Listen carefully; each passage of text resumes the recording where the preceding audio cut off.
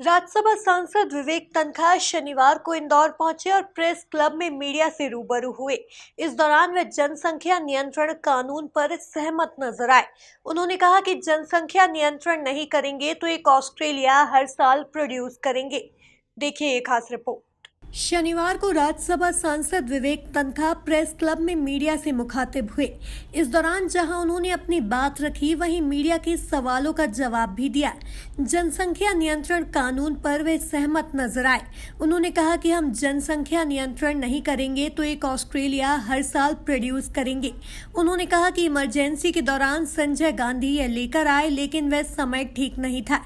इस दौरान उन्होंने चाइना का भी उदाहरण दिया। उन्होंने कहा इसे नेशनल प्रोग्राम बनाया जाना चाहिए, इसमें कोई वोट की राजनीति नहीं होना चाहिए।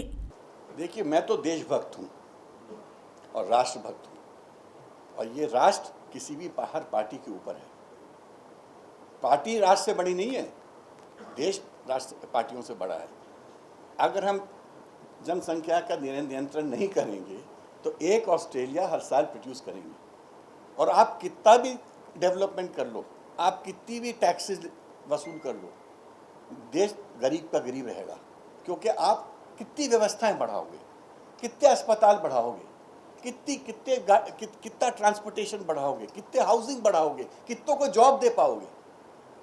मगर प्रॉब्लम क्या होती है, हर वक्त जैसे इमरजेंसी के वक्त आपको याद होगा संजय गांधी जी लेके आए ये, मगर वो कार्यक्रम अच्छा था, समय ठीक नहीं था और तरीका ठीक नहीं था। क्योंकि आपने फोर्स किया लोगों को, लोगों की इससे लोगों में गुस्सा आया और कांग्रेस हारी। उसके बाद ये भी कारण था कांग्रेस के हारने का। अब जो कर रहे हैं, अगेन वोट की राजनीति से आप इसको जोड़ रहे हो। वोट की राजनीति से मत जोड़ो, ये देश का प्रोग्राम है। आपको तो सब पार्टीज को बुला के एक कंसेंसस बना के, जैसे चाइना में आपको मालूम है 30 साल तक पॉलिसी थी ऑफ वन चाइल्ड, तब उन्होंने जाके रोका। और दूसरी बात आप सुनिए, ये कहीं ना कहीं एजुकेशन से कनेक्टेड है, अवेयरनेस से कनेक्टेड है। हमारे देश में केरल एक प्रांत है, 30 साल से केरल में पॉपुलेशन ग्रोथ जीरो है वर्चुअली। क्यों है जीरो? क्योंकि वहाँ लोग पढ़े लिखे थे। तो पढ़ाई लिखाई बढ़ाइए, अवेयरनेस बढ़ाइए, और इसको एक नेशनल प्रोग्राम होना चाहिए। इसमें कोई डिस्प्यूट नहीं होना चाहिए, इसमें कोई वोट की राजनीति नहीं होनी चाहिए। अगर आप करोगे तो फिर आप इस प्रोग्राम को विवादित करोगे, और उससे क्या होगा, जो एक अच्छा प्रोग्राम है वो भी विवादित होके हमारे देश के लिए नुकसान होगा। राज्यसभा सांसद विवेक तन्खा ने कहा कि हमें इसके लिए अवेयरनेस और एजुकेशन का पार्ट बनाने की आवश्यकता है। देखिए, ब्लैंकेट लॉ पूरी तरह से जिसको अपन कहते हैं इस देश लागू करने में डिफिकल्टी होगी, इम्प्लीमेंटेशन। अब जिसने अगर तीसरा बच्चा पैदा कर दिया तो आप क्या करोगे उसके साथ? उस बच्चे को परेशान करोगे, माता पिता को परेशान करोगे। तो ब्लैंकेट लॉ तो ठीक है, लॉ एक पार्ट है इसका, बट लॉ से ज़्यादा हमको अवेयरनेस और एजुकेशन का इसको पार्ट बनाना पड़ेगा। और जब तभी ये चीज़ें सक्सेसफुल होंगी, अदरवाइज होंगी नहीं।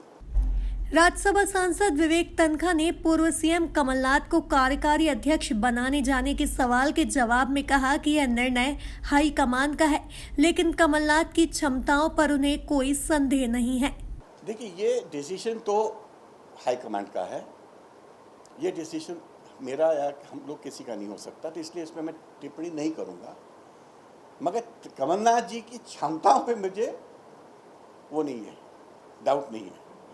क्योंकि अगर कांग्रेस में कोई सबसे सीनियर लीडर है इस वक्त, सबसे एक्सपीरियंस्ड है, और दूसरा जिसके पास व्यवस्थाओं का भंडार है तो वो वही है।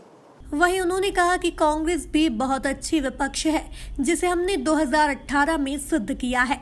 ऐसा नहीं है, कुछ हद तक आप ठीक बोल रहे हैं, क्योंकि जो पार्टी 60-70 साल तक रूलिंग पार्टी थी, आप उनको सडनली एक विपक्ष का एक रोल दे दो तो एडजस्ट होने में टाइम तो लगता है। ये तो एक मेंटल बात है जो आप बोल रहे हो, बट ऐसी बात नहीं है।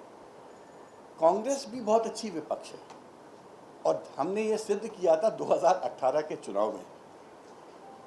आप लोग सब बोल रहे थे कि बीजेपी जीतेगी, सब लोग का ये एनालिसिस था, मगर हम लोग बोल रहे थे कि हम लोग जीतेंगे, हम सरकार बनाएंगे, और सरकार बनी।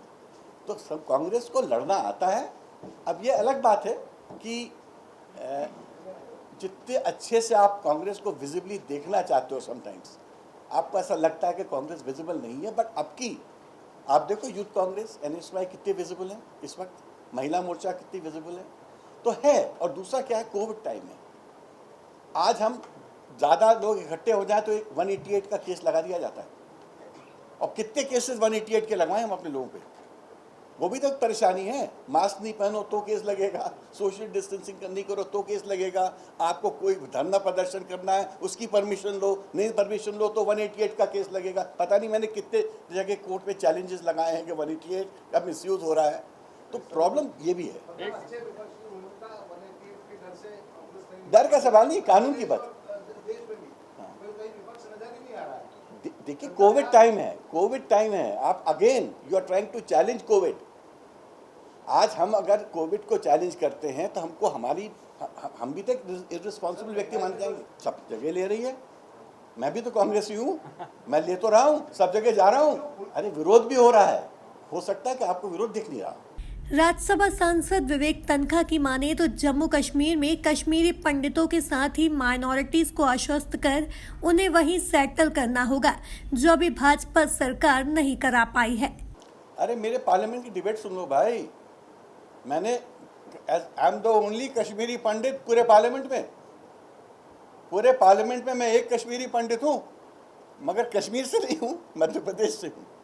सोनिया जी मुझे लेके आई थी, तो मैंने ये बात कोर्ट में बोली थी पार्लियामेंट में जब मैंने फर्स्ट स्पीच थी, और मेरा ये कहना है कश्मीर का लास्टिंग सोल्यूशन तभी हो पाएगा जिस दिन कश्मीरी पंडित को आश्वस्त करके उनको रीसेटल किया जाएगा। अगर कश्मीरी पंडित को आप आश्वस्त करके रीसेटल नहीं करेंगे, कश्मीर का सोल्यूशन कभी सॉल्व नहीं होने वाला है, कश्मीर की प्रॉब्लम कभी सॉल्व नहीं होगी। ये मैं बार बार कह रहा हूँ, खाली पंडित नहीं, वहाँ सिख भी हैं, कश्मीर वैली में सिख भी काफ़ी हैं, डोगरास भी हैं, जो माइनॉरिटीज़ हैं वहाँ पर, उनको आपको आश्वस्त करके वहाँ पर सेटल करना पड़ेगा, और वो चीज़ अभी बीजेपी की सरकार नहीं करा पाई। देखा जाए तो इंदौर में मीडिया से रूबरू हुए राज्यसभा सांसद विवेक तनखा जनसंख्या नियंत्रण कानून के समर्थन में नजर आए। Bureau report MP news Indore.